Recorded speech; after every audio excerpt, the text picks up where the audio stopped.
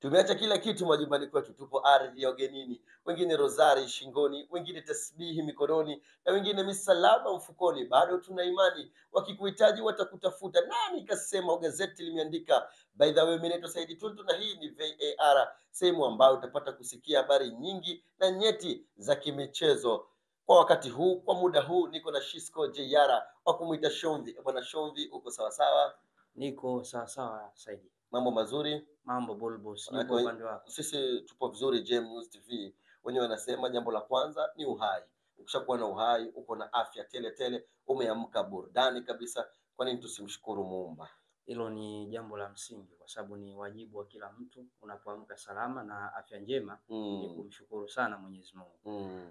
Hakika Shomvi, unajua kwamba Simba Sports Club wamemtangaza meneja mpya, kwa maana Dimitri Pantev, wenyewe wakiita meneja matatu. Sawa sawa, kila mmoja akiwa na namna yake ya chumbeza, wengine wakisema meneja kijana Shorobaro. Sawa sawa, Ndio. Lakini hatujawahi kushuhudia hata mchezo wake mmoja ukichezwa, kwa maana ule wa live kabisa. Amecheza mchezo wa kirafiki dhidi ya Al Hilal Omdurman na kuibuka kwa mabao mawili, goli la Jean Charles Ahoua, lakini pia Jonathan Soa wa kumuita Simba mweusi. Sasa kitaalamu, mimi nataka leo tuangalie kiufundi kabisa aina ya uchezaji wake Dimitri Pantev na mifumo yake, na aina ya wachezaji ambao yuko nao, kwa sababu kama tunavyojua hakupata nafasi ya kuwasajili wao hao wachezaji. Je, kwa maana wachezaji wataingia kwenye mifumo ya meneja au meneja ataingia kwenye mifumo ya wachezaji? Mwalimu lazima yeye ndo atakuwa na mifumo, sio wachezaji ambao watakuwa wanamtengenezea mwalimu mifumo. Lakini tukumbuke hakusajili yeye.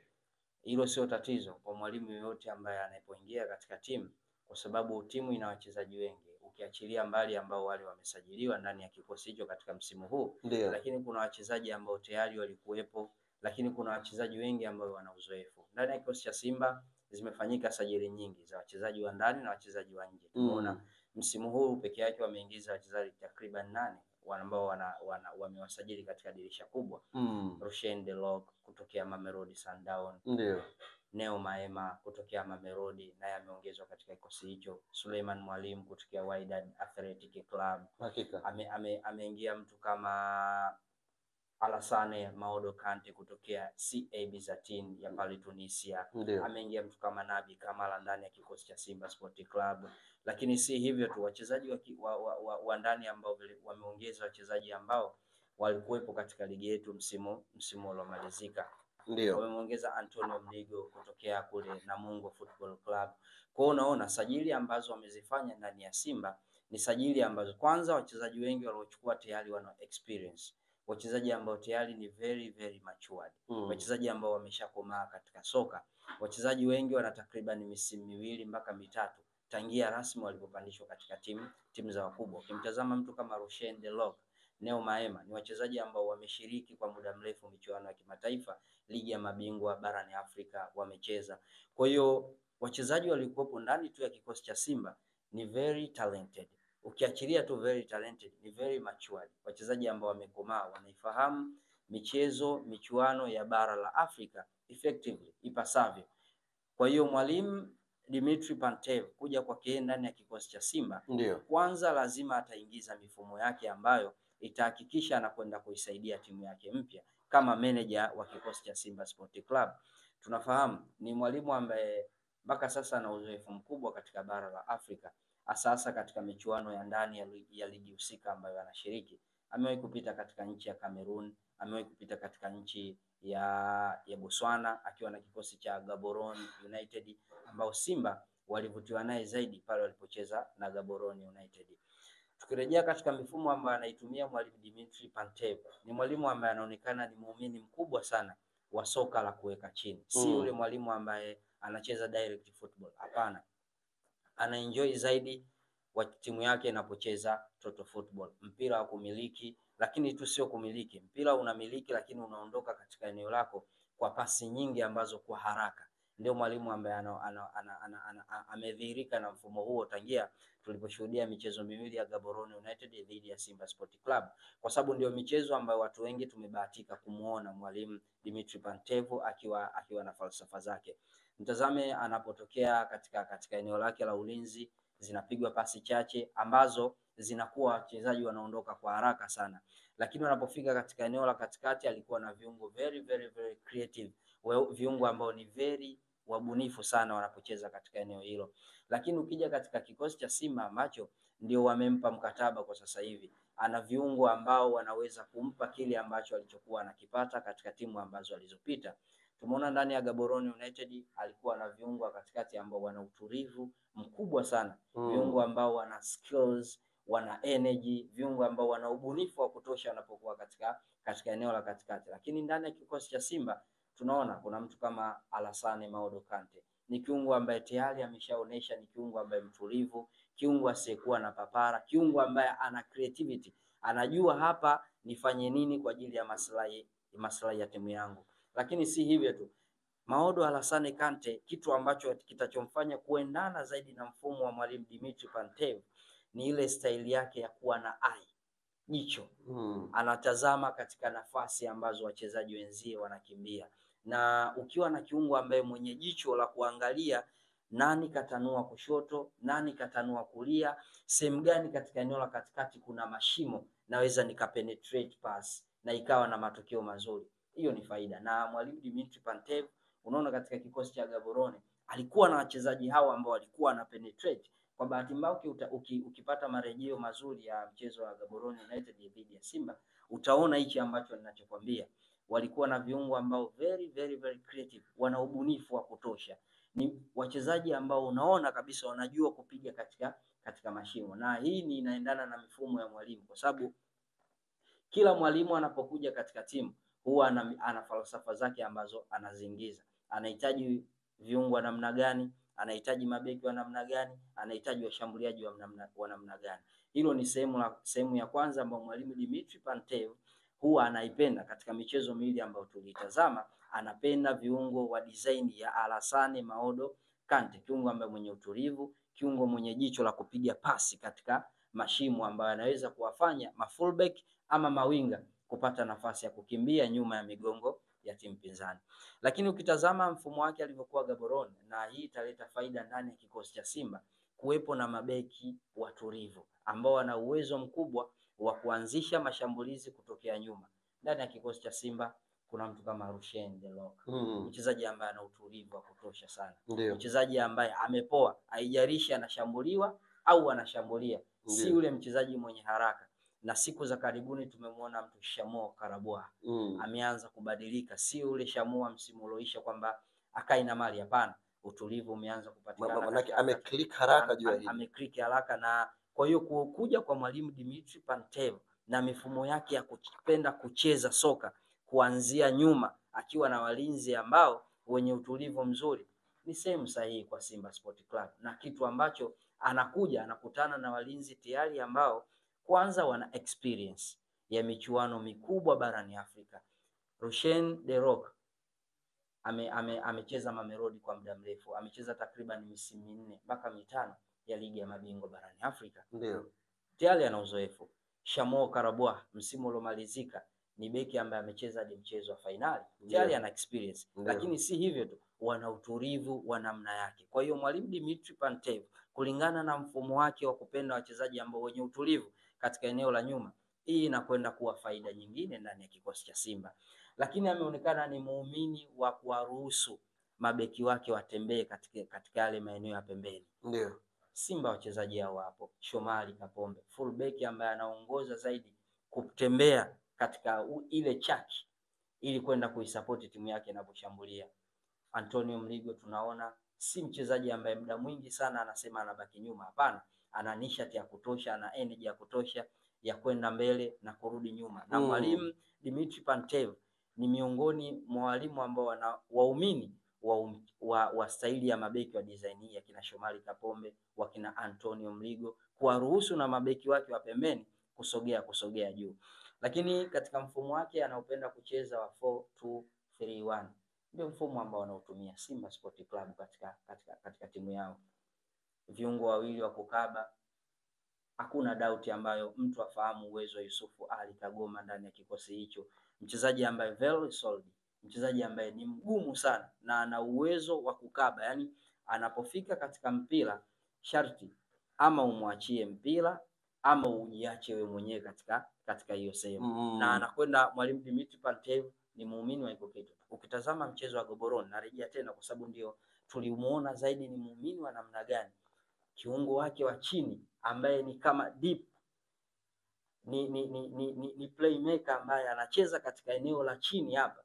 Alikuwa na kiungo mgumu sana, na uwepo wa Yusuf Kagoma unaenda kuongeza faida ndani katika kikosi na mifumo ya mwalimu Dimitri Pantev. Lakini si hivyo tu, ni mwalimu ambaye anaonekana ni muumini zaidi wa kutumia mawinga ambao wana uwezo mkubwa wa kucut in, kuingia ndani.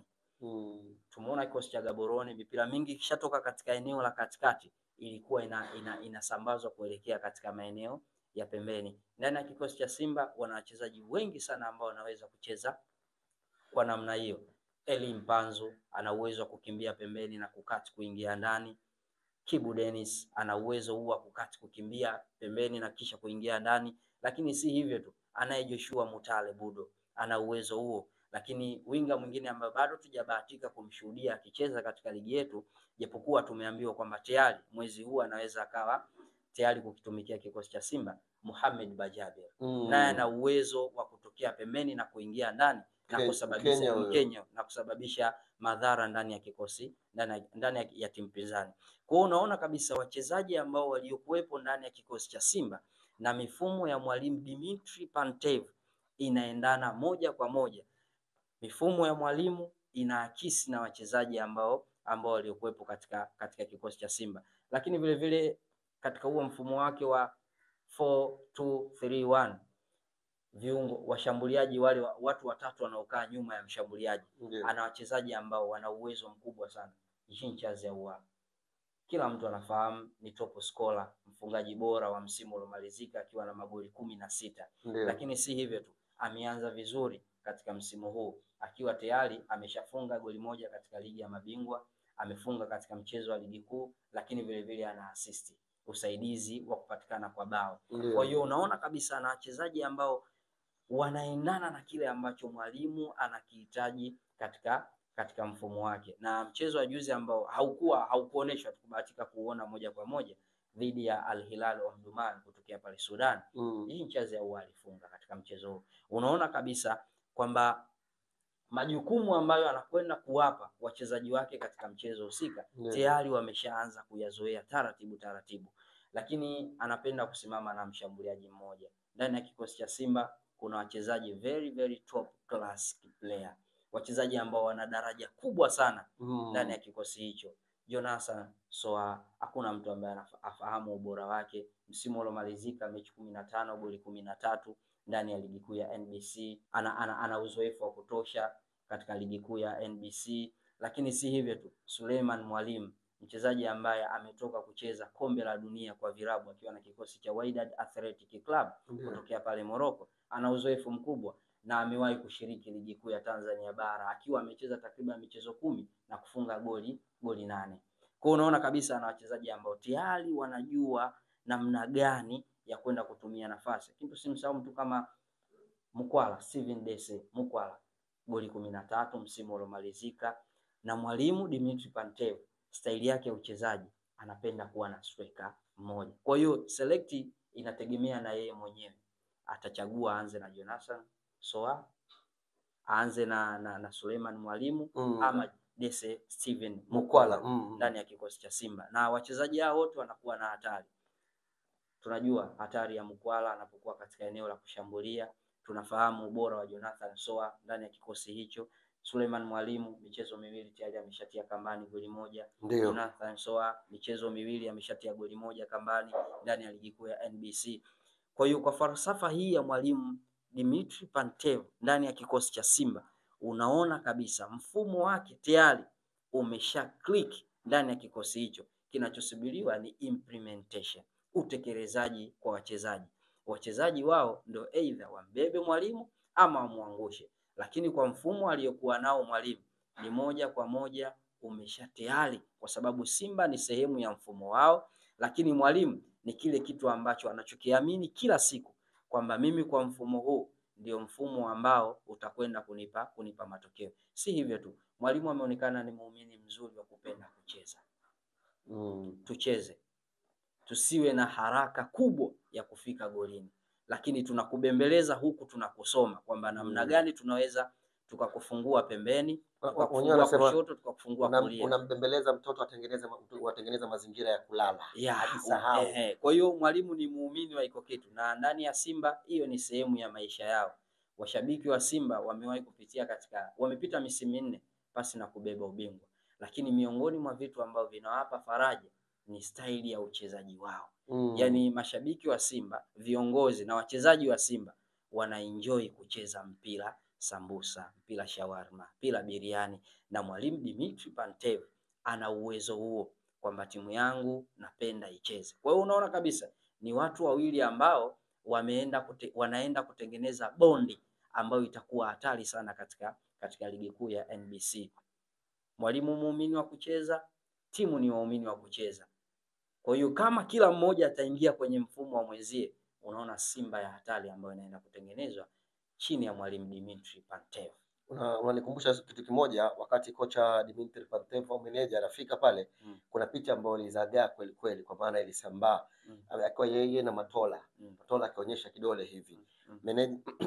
Social media manager wetu hapa JM News TV akasema Dimitri unamuona yule Ahwa, unamuona Mpanzu na yule ndo Soa yule. Na ukiangalia kwenye mchezo wa Al Hilal Omdurman amefanya hivyo. Kwa hiyo inawezekana ile picha ilikuwa inakisi vitu vingi sana.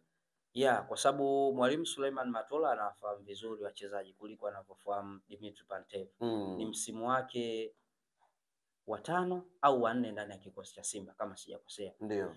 Kwa hiyo anajua wachezaji ambao waliokupo Simba, ubora wao, viwango vyao, msimu wameanzaje kuliko mwalimu Dimitri Pantev. Na hichi ni kitu ambacho kitakwenda kuwasaidia Simba. Ameondoka mwalimu mkuu Fadlu Rahmani Davis ndani ya kikosi hicho, lakini bado anaye mwalimu msaidizi Suleiman Matola Veron. Mwalimu ambaye amekaa na timu kwa muda mrefu sana. Anafahamu ubora wa Jean Charles Ahoua tangia msimu uliomalizika. Anafahamu quality ya Eli Mpanzu tangia msimu uliomalizika. Anafahamu mbwembwe za Joshua Budo Mutale katika kikosi hiko. Lakini anajua ule ugumu wa Yusufu Ali Kagoma. Kwa hiyo kushirikiana kwa Suleiman Matola na Dimitri Pantev ndani ya kikosi cha Simba inaonyesha kwamba ni ishara njema kwamba tayari mwalimu anaanza kupokea maelekezo kutoka kwa mwalimu ambaye aliyomkuta, japokuwa atakuwa chini yake, lakini anampa kwamba kuna detail. Huyu ana uwezo huu, huyu ana uwezo huu, huyu ukimweka hapa atafiti, huyu tukifanya hivi tutapata matokeo mazuri. Kwa hiyo unaona tayari walimu wenyewe combination imeanza kukubali. Na maelekezo ambayo wanatoa kwa wachezaji wao unaona yameanza kulipa. Katika mchezo wa kwanza walitanguliwa, wakafanya comeback, wakapata. Bwana Shovi, umemgusia kocha Matola, umemgusia kocha Dimitri Pantev na aina ya mifumo ambayo atakuja nayo pale na namna gani atakwenda kuwatumia wachezaji kiujumla. Sisi kama JM News kutokea hapa hatuna ziada, lakini sihitaji tuondoke bure bure. Hebu nipe kidogo leo kichombezo kimoja kabla ya kufunga kipindi chetu. Tuntu bwana, tunafahamu mwezi huu ni mwezi ambao unakwenda kupigwa ule mchezo mkubwa sana katika ligi kuu ya Hispania, La Liga Santander. Mchezo ambao unawakutanisha mabingwa wa kihistoria wa Ulaya, Real Madrid dhidi ya mahasimu wao wakubwa sana kutokea katika jiji la Catalunya, FC Barcelona ama wenyewe wanajiita Barca. Hizi ni timu kubwa sana katika historia ya soka ya ligi kuu ya Hispania. Hispania kuna timu 3 tu ambazo hazijawahi kushuka daraja. Yaani tangia ligi kuu ya Hispania rasmi ianzishwe, kuna timu 3 tu ambazo hazijawahi kushuka daraja. FC Barcelona, Real Madrid na Atletico de Bilbao. Hizo ndizo timu ambazo hazijawahi kushuka daraja. Yaani kutoka ligi kuu mpaka ligi daraja ya kwanza, hapana. Lakini tuachane na hayo. Leo nataka nikakugusie miongoni mwa matukio ambayo yanakumbukwa zaidi na timu hizi mbili zinapokutana. Mchezo huu utakwenda kupigwa Santiago Bernabeu, pale katika uwanja wa Real Madrid. Uwanja ambao unabeba takriban mashabiki 70,000 na ni uwanja mkubwa sana na ni uwanja wa kisasa uwanja ambao haujawahi kuaga mwepesi kwa timu yoyote inapoingia pale. Na temperature inakuwa kubwa Inakuwa kweli kubwa ya na vizuri kwamba mashabiki wa Real Madrid ni miongoni mwa mashabiki wanaojua kushangilia barani Ulaya. Yaani unapolitaja bara la Ulaya huwezi ukakosa kuwataja mashabiki wa Real Madrid. Muda wote wako hivi moto tu wako unapepea. moto na anajua kucheza na atmosphere ya uwanja na timu pinzani. Sasa mchezo wa FC Barcelona na Real Madrid, ndio mimi nakukumbusha majina matatu kutoka pale FC Barcelona, ambayo ulipochezwa mchezo wa Real Madrid dhidi ya FC Barcelona, mashabiki wa Real Madrid uwanja mzima walisimama na kuwapigia makofi wachezaji hao walikuwa wanatoka katika kikosi cha FC Barcelona. Ni wachezaji wapi hawa wanashow? Mchezaji wa kwanza ni Diego Armando Maradona mwaka 1983. Mwaka 1983. Hapo nikwambie tu bwana Shombi, wakati huo mimi mama yangu ndo anazaliwa. Basi pale Santiago Bernabeu kulitokea ile tukio. Ulipigwa mpira mwingi sana na FC Barcelona. Lilipigwa soka safi sana na FC Barcelona. Diego Armando Maradona kipindi hiko yupo FC Barcelona, wanawakabili Real Madrid pale Santiago Bernabeu. Kwa heshima yake walinyanyuka sasa. Si heshima tu, kiwango bora na kiwango safi. Yaani Maradona alikuwa kama amewakodi wachezaji wa Real Madrid. Alikuwa anaamua napita kulia, napita kushoto, napita katikati. Kutokana na kile kiwango chake bora alivyokuwa anatoka, mashabiki wa Real Madrid walisimama na wakapiga makofi kwa Diego Armando Maradona. Miongoni mwa magwiji ambao wanatajwa kuwa ni wachezaji bora wa muda wote katika historia ya soka. Lakini mchezaji mwingine ni Ronaldo de Assis Moreira, almaarufu Ronaldinho Gaucho. Mchezaji huyu mwaka 2005 mashabiki wa Real Madrid walisimama na wakampigia makofi. Ukiuzungumzia mchezo wa soka basi kumtaja Ronaldinho utakuwa bado hujautendea haki. Ile sexy football, enjoying playing ilikuwa inapatikana kwa Ronaldinho. Yaani nyinyi kipindi mnakasirika na mna gani tu mkabe Dinho, yeye alikuwa ana smile. Kipindi wewe unasema huyu naenda kumchezea tafu ili madi akasirike, yeye alikuwa anatabasamu. Wakati mnakaa mnaandaa mbinu wachezaji, bwana wachezaji hao watatu kazi yenu nyinyi Ronaldinho tu hapa asipite. Lakini yeye anaenjoy, anakuambia lete kijiji hicho tuondoke nacho. Na ni mchezaji ambaye alikuwa anaenjoy kukabu. Yaani vile kashikashi zako yeye anapenda. Kwa hiyo mwaka 2005 mashabiki wa Real Madrid kutokana na kiwango bora na kiwango safi walisimama wakampigia makofi Ronaldinho pale Santiago Bernabeu. Lakini mchezaji wa tatu ambaye anakuacha naye ni Andres Iniesta, fundi kutokea Hispania katika jiji la Catalunya.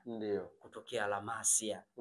Mchezaji bora mara 2 katika fainali kombe la dunia 2010, kombe la Euro 2012. Andres Iniesta kutokana na kiwango chake bora msimu wa mwaka 2015 2016, mashabiki wa Real Madrid walisimama na wakampigia makofi. Si kwamba hakuwa na wachezaji bora, hapana. Ndani ya kikosi hicho cha Real Madrid 2015 walikuwepo Luka Modric. Hakuna mtu ambaye afahamu ubora wake. Mshindi wa tuzo ya Ballon d'Or mwaka 2018. Hakika alikuwepo Toni Kroos katika eneo hilo la kiungo. Lakini walikuwepo nyota wengi sana kina Sergio Ramos, Cristiano Ronaldo. Wote ni nyota ambao wanatajwa katika kikosi cha Real Madrid. Lakini kutokana na ubora wa Andres Iniesta wakasimama na wakapiga makofi kuonesha kwamba what is a player. You are top player. Ni mchezaji mwenye daraja la juu. Historia ya soka nimewahi kupitia katika website fulani inayojihusisha na soka. Anatajwa miongoni mwa viungo bora watatu wa muda wote katika historia ya soka. Ni Andres Iniesta. Kwa hiyo hawa wachezaji watatu pale Santiago Bernabeu walisimama, mashabiki wa Real Madrid wakawapigia makofi. Tusubiri tuone ni Lamine Yamal, Rafinha, Lewandowski, Marcus Rashford Pedri, Gavi, Makasado ama wakina Martinez, Eric Garcia. Nani ataenda kubebwa na yeye katika hawa watatu? Nani atakwenda kuingia katika level za hawa watatu? Lakini kwa maana kwenda kutengeneza historia yake lakini hao watatu wa nyuma walipigiwa makofi pale pale Santiago. Maana tangu mwaka 1983 ni muda mrefu kweli kweli, ukaja 2005 hapa, ukaja 2015. Manake kuna gap kubwa kweli kweli hapa. Hakuna mwingine ambaye alitengeneza historia kama hiyo ambayo wao walionyesha, na walipita watu. Yani hapo katikati sio kwamba Barcelona hakuwa na watu, hapana. Kumbuka miaka hiyo walikuwa na kizazi cha kina Lionel Messi, Xavi Hernandez, Cesc Fabregas, ndio alipita David Villa. Katika kikosi hiko alipita kina Deco, alipita Samuel Eto'o, alipita hapo mtu kama Zlatan Ibrahimovic. Ndio. Lakini wote hawakubahatika hiyo nafasi ya kuipata. Okay. Wanasema hiyo ni golden chance. Bwana Shombi, sisi tumekufahamu vizuri na tumeondoka vizuri hapa leo kwenye VAR. Kutokea hapa hatuna la ziada. Sisi tunaomba tukutakie siku njema. Shukrani sana.